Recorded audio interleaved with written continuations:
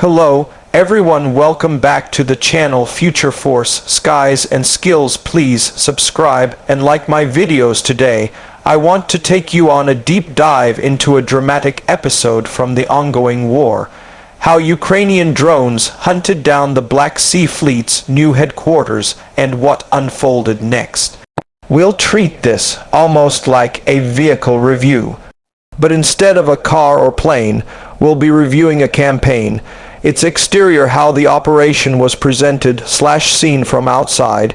Interior, what was happening behind the scenes. Planning, systems, performance, how effective it was. Safety or risk management.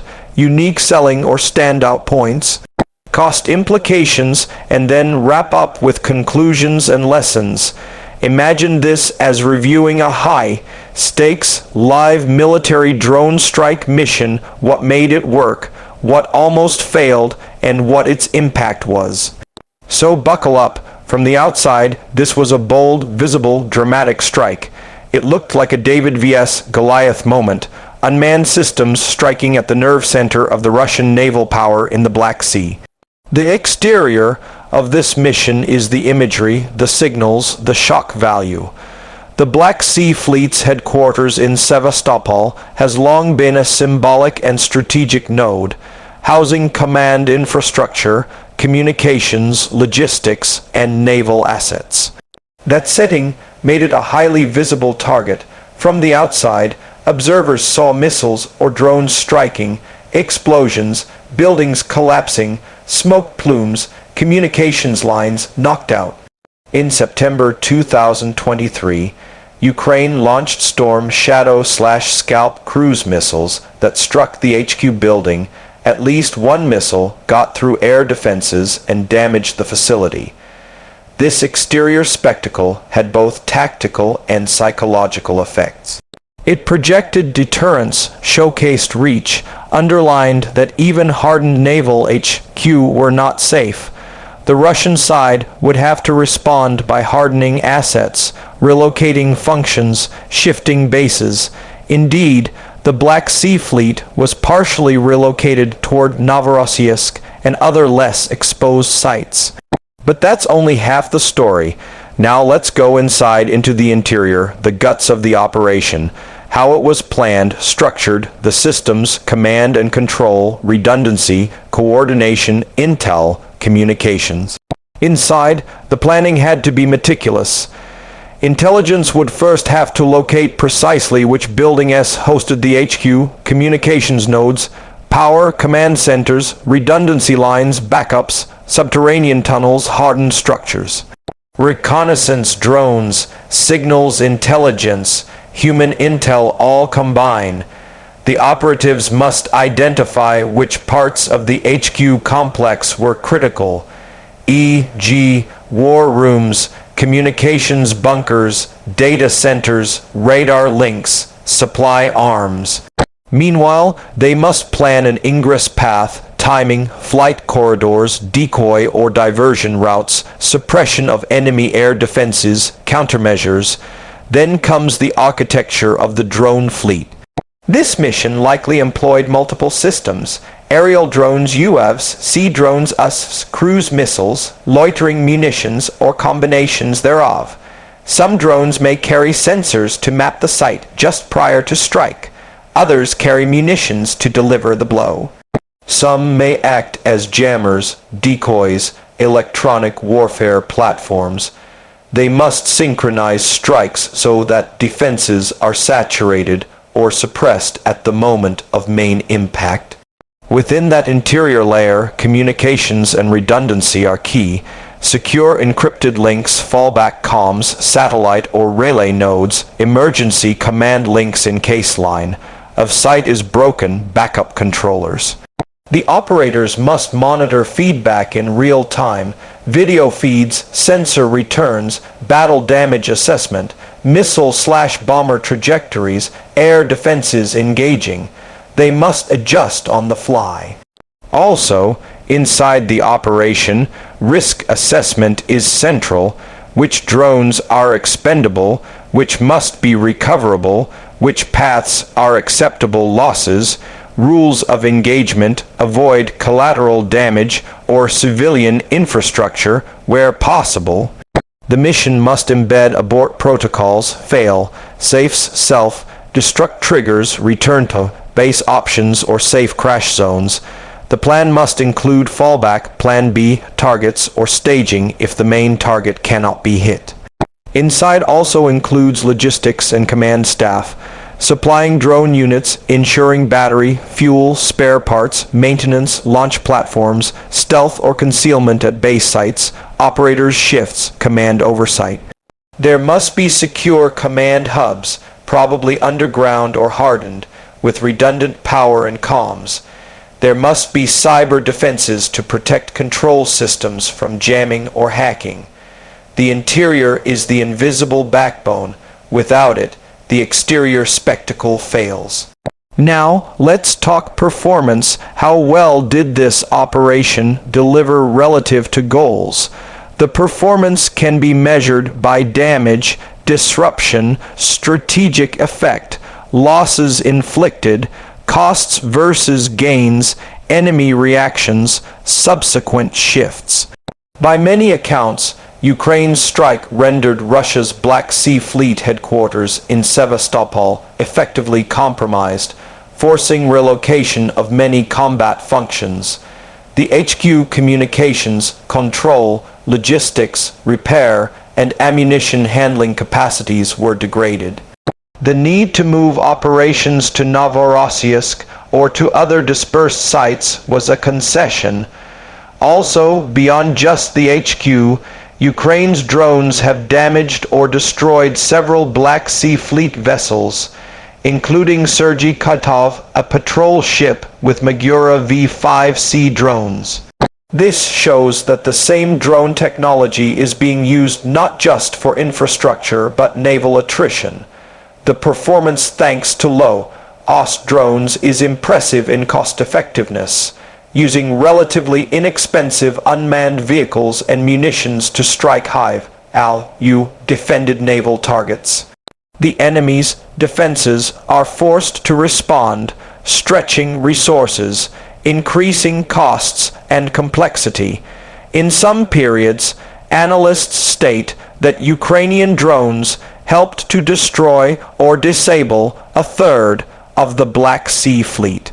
However, the performance is not perfect. Some missiles are shot down, some drones are lost, defenses intercept, collateral damage risk, intelligence gaps, decoy detection by the enemy. Also, the target may regenerate, relocate, adapt. The enemy could build hardened underground command centers, use deception, dispersion, cyber defenses. So the performance must be judged not just by successes, but sustainability and adaptation. Next, safety features or risk mitigation in this military context. In a product review, we'd talk about crash protection, airbags, etc.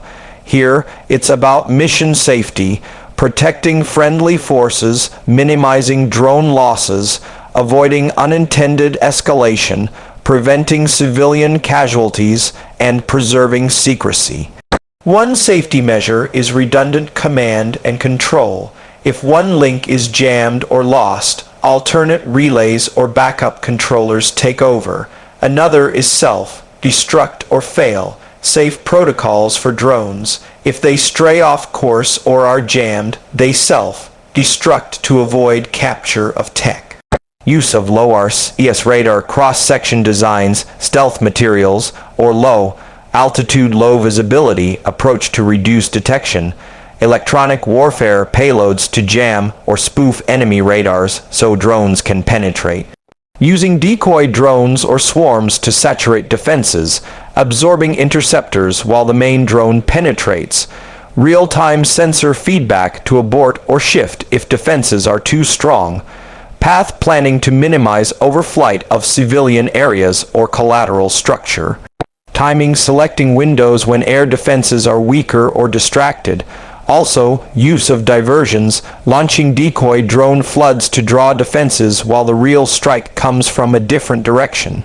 Another safety aspect is data security, encrypted channels, anti-jamming, anti-hijack protections so enemy can't seize control of drones mid-flight, permission cyber hardening, shielding, anti-tamper. Operator training and redundancy so human error is minimized, post-mission damage assessment and rapid extraction of assets or resetting staging. Unique selling points, in effect, what makes this mission/campaign stand out, why it's novel, powerful, or pioneering. One standout is that it brings drone warfare to naval strike on hardened HQ. It's not just aircraft or missiles, it's unmanned systems reaching into naval command infrastructure. It demonstrates a paradigm shift, low-cost, flexible drones delivering strategic effect. It blurs the line between traditional missile strikes and drone swarms. Another is cost efficiency. Compared to expensive cruise missiles or traditional aviation strikes, drones are relatively cheap, more scalable, more expendable without risking pilots. That democratizes strike power. Another unique point is surprise, stealth, and combined domain integration, mixing sea drones, aerial drones, signals, sensors, deception, a joint hybrid approach rather than single platform attack. Also, it's not just about destruction, it's about influence, the psychological shock, the message, no place is invulnerable. It forces adversaries to spread, to invest in hardening, to rethink their posture, and that imposes cost and slows their operations. Another is reversibility. Drones can gather intel before strike, assess damage after, adapt for follow. On strike's continuous feedback loop, it's a learning, evolving campaign. Another is adaptability and modularity. Drones can be reconfigured, payloads swapped, routes changed, updated in software, making them resilient against evolving defenses. Now, what might we say about price? In a commercial product, we'd list dollars. In this context, cost is in terms of resources consumed, drone production, intelligence, operational risk, attrition. While precise figures are secret, open sources give hints. Ukrainian drone programs are comparatively low cost. Some sources suggest that creating or deploying a sea drone may cost tens to hundreds of thousands USD, far less than a large warship, missile, or aircraft sortie. The price includes losses of drones, logistical support, operator hours, intelligence resources, risk of escalation, diplomatic costs, repair of damage. But relative to the value of disabling a naval command center, the ROI is high. Furthermore, comparing cost per strike, a cruise missile can cost millions, drones can cost a fraction. The scaling advantage is clear.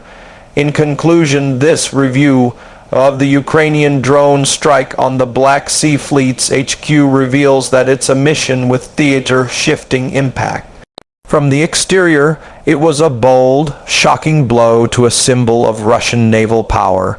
Inside, its success depended on deep intelligence, coordination, resilient command and control, and risk mitigation. Its performance has significantly degraded Russian naval command in Crimea and forced relocations. Its safety measures redundancy, stealth, drone fail. Safes reflect mature planning. Its unique selling points herald a new era. Cost-effective strategic reach via unmanned systems, modular and evolving warfare. Its price, in terms of resources, is modest relative to the damage caused, making it a high-value campaign. For future conflicts, this model suggests that hardened military infrastructure may no longer be safe from agile drone swarms. Adversaries will need to disperse, harden underground, diversify command nodes, build advanced EW, and accept that attrition may be the new normal. The Russian side may respond by rethinking naval basing, constructing redundant satellite links, employing advanced drone countermeasures, and relocating HQ to less obvious or mobile platforms. In the end, this mission underscores how unmanned systems are rewriting strategic rules: agility, stealth, low-cost, networked operations. And Ukraine's success in this case is a case study, a relatively small actor using innovation to shape power dynamics in a contested theater. Thank you for watching. Until next time, keep your eyes on the skies and the seas.